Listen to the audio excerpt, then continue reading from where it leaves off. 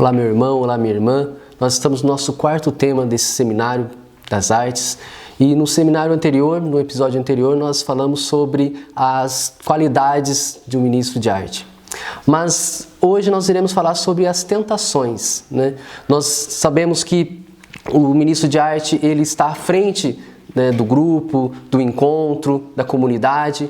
E nós somos sempre tentados diante de várias realidades. E é isso que nós vamos falar no encontro de hoje. Para isso eu gostaria que a gente refletisse a carta de Coríntios, a primeira carta de São Paulo aos Coríntios, no capítulo 10, no versículo 13, que diz assim: Não tendes sido provados além do que é humanamente suportável. Deus é fiel e não permitirá que sejais provados acima de vossas forças. Pelo contrário, junto com a provação, Ele providenciará o bom êxito para que possais suportá-la. Meus irmãos, as tentações fazem parte da vida cristã. Nós como cristãos, nós como pessoas que estamos no caminho de Deus, somos tentados. Porém, Jesus ele nos prometeu toda a graça suficiente para suportar as tentações. Por isso nós somos chamados a não desistir diante delas, mas a buscar crescer com elas. Para isso, nós vamos falar agora de algumas tentações que nós podemos ter durante a nossa caminhada. E diante dessas tentações, nós somos sempre chamados a olhar para a figura de Cristo, que é o nosso modelo de santidade e de vida cristã. A primeira tentação que eu gostaria de falar é sobre a síndrome do artista. O que é isso? É quando nós fazemos aquilo que nós somos chamados a fazer, olhando pelas nossas próprias vontades, olhando para aquilo que nós podemos ganhar diante daquilo. Às vezes até inconscientemente nós podemos fazer isso. Achamos que se não formos elogiados, se não retribuirmos alguma coisa, né, diante daquilo que nós fazemos, diante daquilo que nós colocamos para a comunidade, nós não temos feito o suficiente. Isso não pode acontecer. Né? Nós temos que lembrar o seguinte: o mundo, né, aquilo que o mundo prega é diferente daquilo que nós somos chamados a viver. O mundo ele prega que nós devemos realmente ser retribuídos diante das coisas que nós fazemos. Nós não. Nós fazemos tudo para a glória de Deus. Portanto, diante dessa tentação, nós devemos sempre lembrar da palavra de Jesus. Aquele que serve, que seja o último. Né? Aquele que quer ser o primeiro, que seja o último. E para isso nós precisamos buscar sempre servir. 3 coisas são importantes para a gente vencer essa tentação. A primeira é sempre contar com a graça de Deus. Nunca esquecer quem é Deus. Nos colocarmos no nosso lugar, nos colocarmos diante daquilo que nós nos propomos a fazer, que é servir a Deus e não servir a nós mesmos. A segunda coisa é conhecer o nosso ministério. O que eu faço? Qual que é o meu lugar? Né? Qual que é a minha realidade que eu estou inserido? Né? Nós não devemos esquecer quem nós somos, né? Diante daquilo que nós nos propomos a fazer.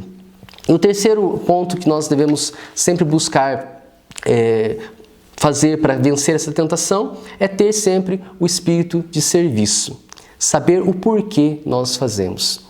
Então nós devemos saber quem é Deus, nós devemos saber quem nós somos e nós devemos saber o que nós fazemos e para que nós fazemos.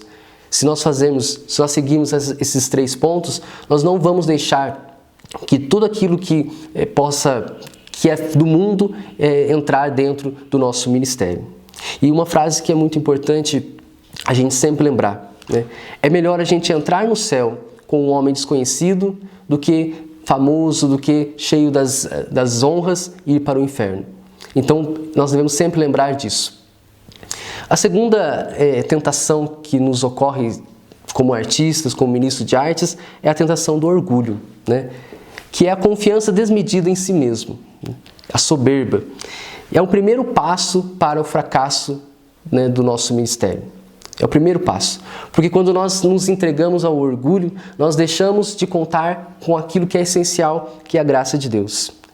E o ministro de arte orgulhoso, ele tem algumas características. Né? Ele deposita confiança mais em si mesmo do que em qualquer outra coisa. Né? Ele é muito autoconfiante.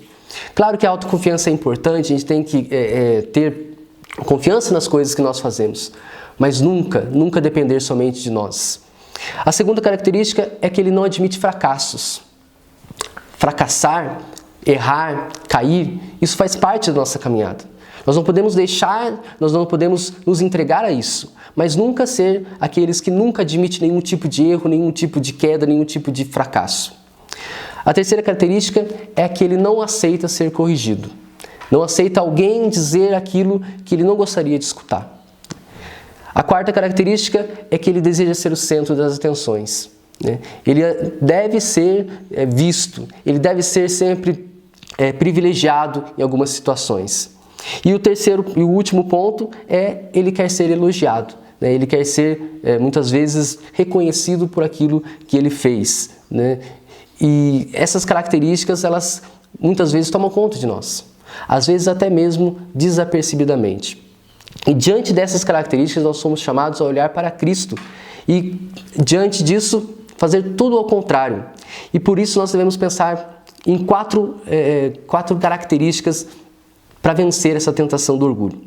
A primeira, confiar em Deus mais do que as nossas próprias forças. As nossas forças têm um limite. Nós vamos até um certo ponto.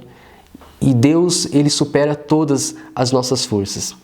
O segundo ponto para a gente vencer essa tentação é que sempre que nós pensarmos ou de fato fracassarmos, nós sempre contar com a graça do Espírito Santo. E o Espírito Santo é aquele que renova nossas forças, é aquele que diante de nossas quedas, ele está sempre disposto a nos inflamar com o seu fogo e de novo fazer com que nós não percamos o ritmo. E também nós devemos aprender a não ser o centro das atenções. Não ser o centro de todas as coisas. Saber que o centro é Jesus Cristo.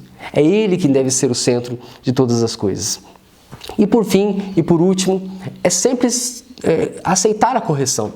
Aceitar a correção até mesmo daqueles que nós achamos que não tem tanto direito assim. Nós devemos ter sempre que cultivar a humildade. A terceira tentação que o artista ele pode cair é a inveja. E a inveja, meus irmãos, ela é capaz de derrubar, é capaz de acabar com muitos ministérios. Porque ela pode produzir as competições. Nós podemos fazer uma comparação com o ciúme. Quando nós temos inveja de alguém, nós temos o ciúme de alguém. Ou seja, nós achamos que o outro é melhor e por causa disso eu estou atrás, eu tenho que buscar ser melhor do que ele apenas para deixar ele atrás. Isso não pode acontecer, porque nós devemos sempre olhar para o que nós fazemos. Nós não fazemos as coisas para ser melhor do que os outros, nós não fazemos as coisas para que nós sejamos privilegiados, nós fazemos para que a graça de Deus chegue a muitos corações, às pessoas, e isso independe se vai ser eu ou se vai ser outra pessoa. Por isso, nós temos que sempre lembrar de tudo aquilo que Deus nos coloca, que é sempre buscar olhar para Deus e não para as pessoas, não para aquilo que as pessoas fazem. A carta de São Paulo aos Filipenses nos diz que devemos sempre considerar o outro superior a nós mesmos. E assim nós podemos fazer todas as coisas que Deus nos pede sem olhar para o outro, mas olhando apenas para a graça de Deus. A quarta tentação que nós somos tentados é agir pela carne. E essa tentação acontece quando nós agimos pelos nossos próprios impulsos e esquecemos de dar ouvidos à moção de Deus, à voz de Deus. E aí, é claro que isso reflete a falta de oração, a falta de vida de oração. Nós agimos para aquilo que nós acreditamos e deixamos de acreditar naquilo que Deus tem para nós ou aquilo que Deus quer usar de nós. Nós precisamos, ao contrário, agir no amor e pelo amor. E assim nós iremos vencer essa tentação também. A quinta tentação é a falta de compromisso.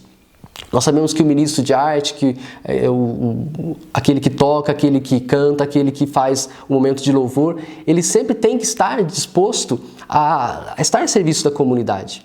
E muitas vezes nós achamos que porque nós fazemos algo muito importante, os outros dependem de nós.